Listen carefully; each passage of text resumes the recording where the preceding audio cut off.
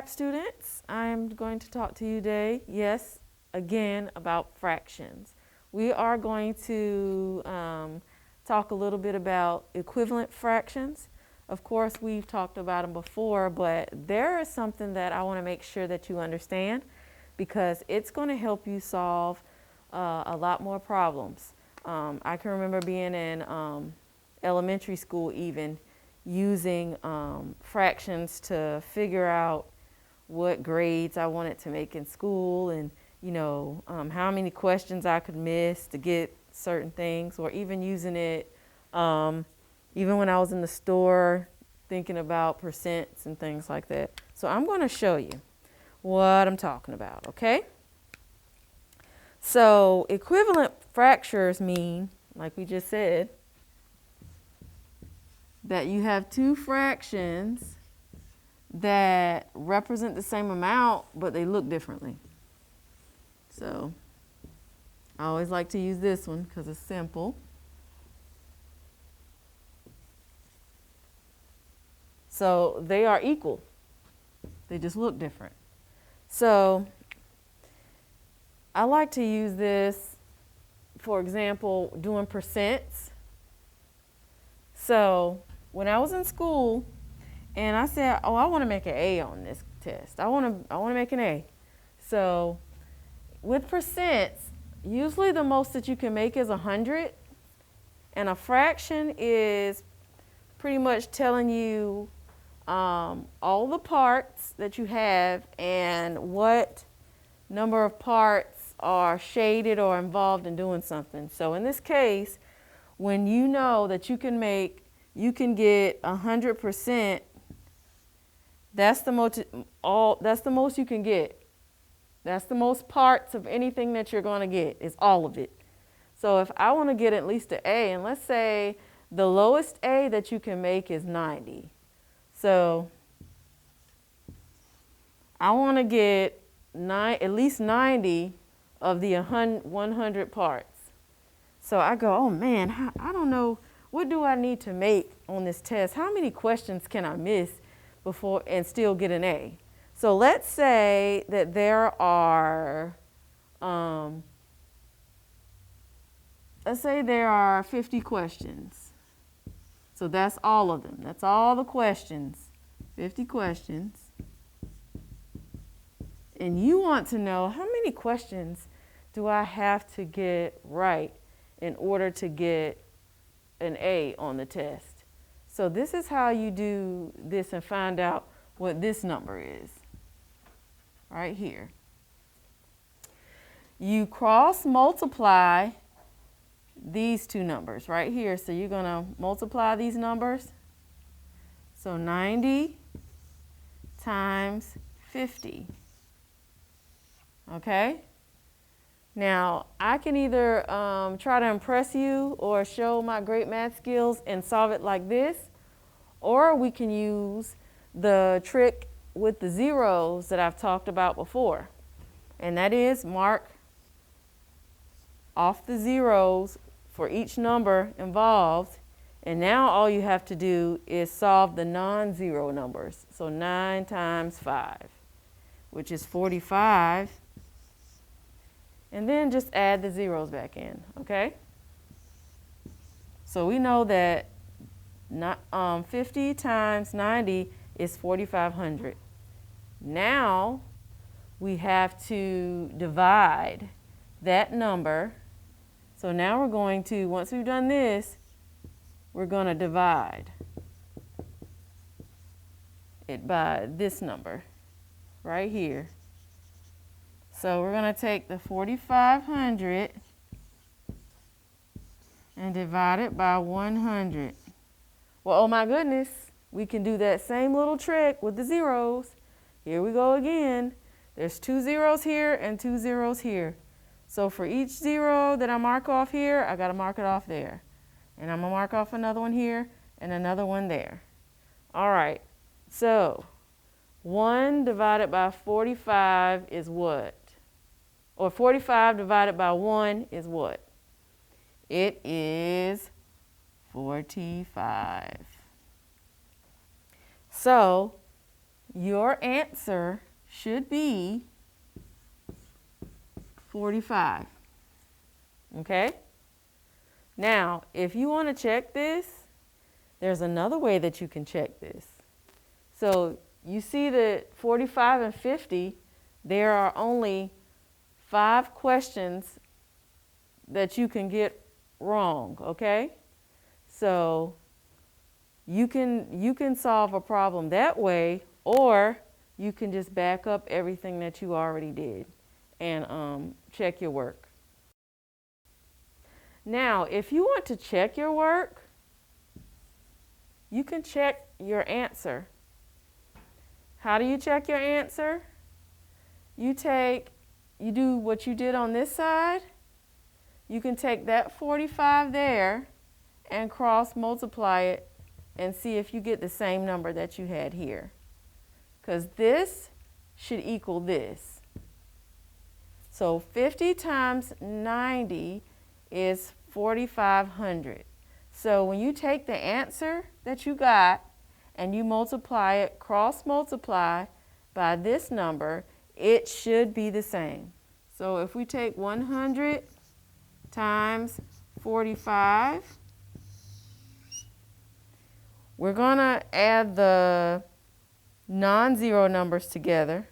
1 times 45. And then we're going to add the zeros on. And guess what? These two are the same, this one and this one. So you have done your math correctly. So that's one way that you can cross multiply. That's all that is. You take a number here, a fraction here, you make up a fraction here, and then you make it equal to some fraction with a missing number. And you can find the missing number, and in this case, it's the numerator up here. You find that missing number by cross multiplying the two numbers that you know, and then dividing it by the other number that you know. And then you can check your answer.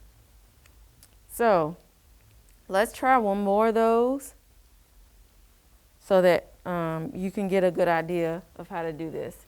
So let's say that you want to get a grade of 85 on a test. You at least want an 85 on this test. I need an 85. Okay. Even though we like to try and do our very, very best, but there's times you're wanting to make sure you get a certain grade. Let's say there's only 15 questions. There's only 15 questions, and you're like, wow, how much room do I have for error? Because you still may get a 90 or a 95, but you want to know how much room you have so that you can still get a certain grade. So what's the first thing we're going to do? We're going to cross multiply the two numbers that we know that are across from each other. It's going to be the 15 and the 85. So 85 times 15. Let's do our math because there are no zeros this time.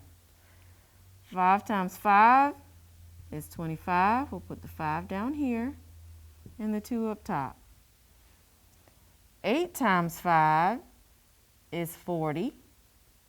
And then you add the 2. 42. And now here's the easy part because any number times 1 is that number. So we know that 1 times 5 is 5. And 1 times 8 is 8. And we add those together.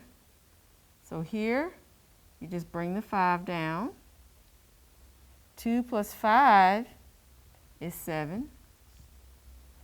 4 plus 8 is 12. Okay, we got our numbers from here to here because we did the multiplication. Now we're going to take that number that we got and we're going to divide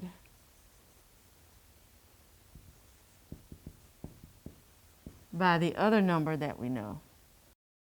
So now that we have the number here, we can take this number and divide it by the other known number.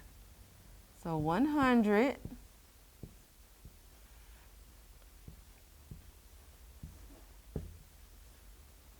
so 1,275 divided by 100. Okay, so what factors will 100 go into 1? There are none. So we're going to do 0. 100 times 0 is 0. We bring it down and subtract it. 1 minus 0 equals 1. Now what factor 100 times what number will equal, we got to bring our 2 down. I'm sorry, I forgot to do that. Okay, now we have 12. What factors, including 100, will come up to 12?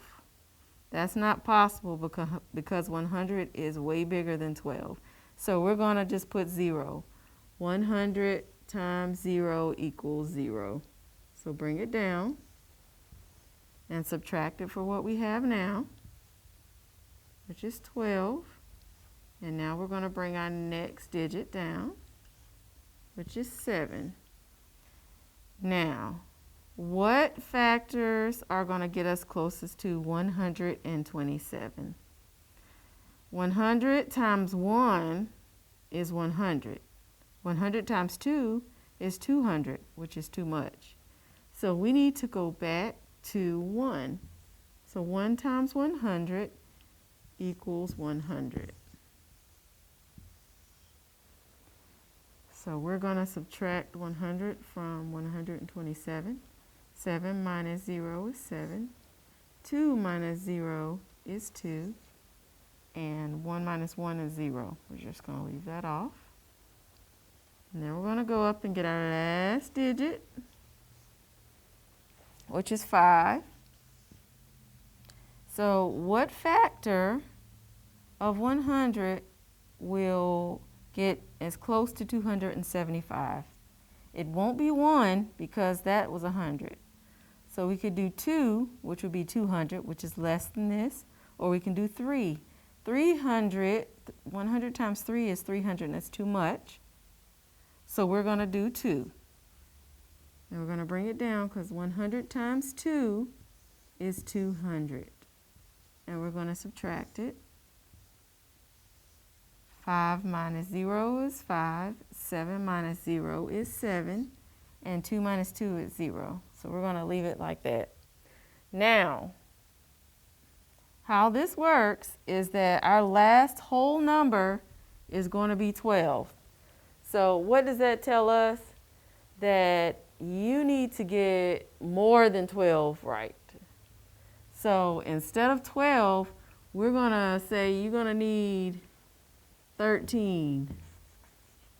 Pretty much 13 problems right, because if you get 12 right, you're not going to have your 85. Because our last whole number is 12, and we had something left over.